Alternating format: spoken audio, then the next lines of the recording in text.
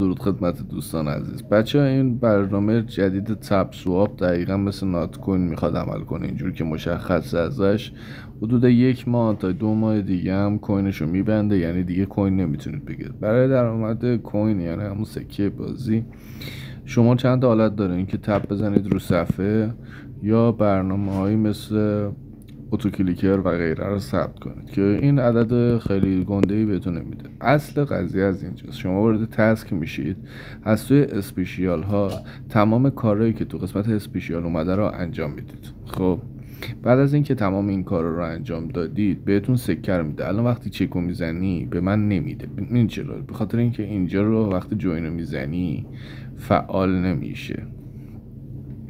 چرا؟ چون حجم زیادی دارن جوین این شبکه میشن. باید صبر کنید، صبر داشته باشید تا این جوین فعال بشه.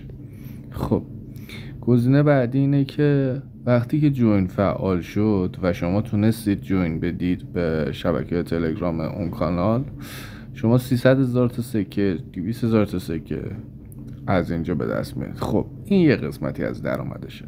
درآمد بعدیش از رف یعنی چی؟ یعنی رفرال، یعنی زیر مجموعه. شما یه زیر مجموعه خاصی رو دعوت میکنید که من الان لینکشو واسهتون میذارم، شما با همین لینک که من براتون میذارم وارد شبکه میشید و لینک خودتون رو از همینجا میتونید بگیرید دوباره و به افراد دیگه بفرستید. بر اساس اون شما اینجا زیر مجموعه هاتون اضافه میشن و با اون درآمد دیگه ای میتونید داشته باشید، یعنی سکه بهتون میده. خب این سه روش سکه گرفتن، یعنی با کلیک، با انجام تسک، با انجام رفت. خب توی قسمت لیگ شما هرچی تعداد این لیگاتون که الان من به سیلور رسیدم، اگه عدد سکه هاتون از 50,000 تا رد بشه شما به لیگ بعدی میرید و بهتون چقدر میده؟ بهتون 10,000 تا سکه میده. وقتی به پلاتینیوم برسید 30,000 تا سکه، به دایموند برسید 50 تا و مستر همینجوری ادامه داره تا عدد 5 میلیون سکه یا مایستیک. این ادامه داره و روش درآمدی چهارم اینه، یعنی به دست آوردن سکه. روش چهارمش اینه که سکه های بیشتری جمع کنید و این سکه ها خودشون بهتون جایزه بیشتری میدن. روش بعدی جدا از اون رفگری که بهتون یه عددی رو میده، شما اینجا اگه 3 نفر 4 نفر 5 نفر رو زیر مجموعه بگیرید به ازای اون دوباره بهتون سکه میده. یعنی شد چی؟ این روش پنجم اگه اشتباه نکنم. روش پنجم اینه که اینجا 50,000 تا میده 3 نفر، 10 نفر این ویت بشن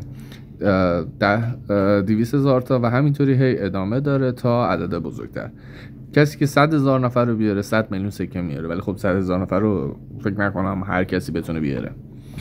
گزینه بعدی بوست کردنه. نگاه کنید شما وقتی که میخواید حالت کلی کلیک کردنتون واسه کوین گرفتن بیشتر بشه، مولتی تپاتون رو زیاد میکنید. یعنی به جای اینکه یه دونه بزنید بهتون یه دونه بده، یه دونه میزنید 7 تا بهتون سکه میده. اوکی، این برای مولتی تپه. انرژی لیمیت، این حالت انرژی که این پایین هستش الان 1090 تاش بره که 3000 تا مکسیمومشه فعلا.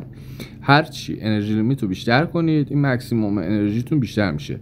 که این به درد چی میخوره؟ بعد از اینی که تمام اینا رو زیاد کردید، یعنی ریچارج اسپید، انرژی لیمیت و مولتی تپ رو زیاد کنید، تپ بوت وا میشه. تپ بوت به صورت تبات به صورت حدود 12 ساعت یه بار به شما اون مقداری که تو اون 12 ساعت نبودین و سکه‌شو میده. یعنی شما باید هر 12 ساعت یه بار چک کنید تلگرامتون رو و به اندازه‌ای که این عددهای مولتی تپ، انرژی لیمیت و ریچارج اسپید رو زیاد کرده باشین بهتون سکه‌شو میده. یه توضیح مختصری بود راجع به این که تپ سواب چجوری میتونید ازشون درآمد داشته باشید. تا درود دیگر، بدرود.